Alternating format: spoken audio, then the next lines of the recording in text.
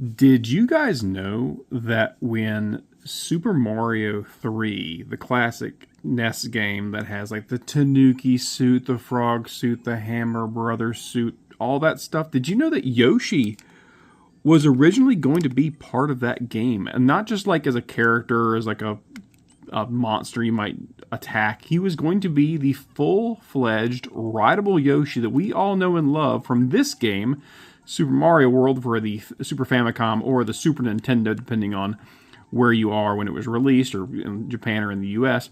So you would have had the chance to see, and we never got the chance to see it, unfortunately, and it's kind of a shame, to see Yoshi being ridden by a Tanuki suit Mario. And we were just robbed of that. And to this day, I'm still kind of annoyed by that, because the notion that you could actually sit there and just have a Tanuki suit or a frog suit Mario just running around, just laying waste to all these various enemies, Goombas and whatnot, from that iteration of game. All the enemies. I would love to see what Yoshi would do to that annoying flying sun in the desert biome, or whatever you want to call it, the desert levels. It would just be amazing. I would love to see them remake that game as a platformer, just to have that mechanic introduced, because I think it would totally change how the game is played.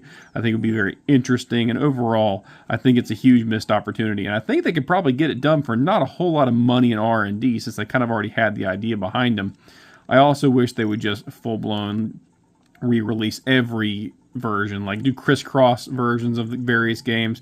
They kind of already do that at a fan-made level, because they have like the Mario Maker series that gets updated periodically, and I think that's a good method to get it done. But again, to this day, it's kind of like I got robbed of Yoshi with a Tanuki suit, or where you could like change Yoshi into like a Tanuki Yoshi, or Ice Climber, not Ice Climber, excuse me, Ice Hammer Bro Yoshi. So many options were out there for that.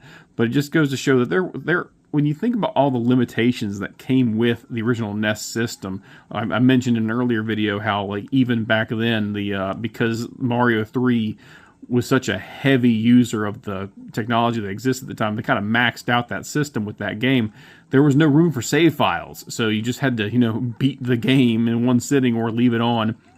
Similar issues happen with stuff like Mega Man, and some of the less intensive games did have save files. You think about like the Zelda games all had the ability to save, but those files in those games weren't quite as memory and hard drive or storage intensive, so they had the ability to do that. But again, I'd love to see like a 16-bit remake of Mario 3, but this time with the Tanuki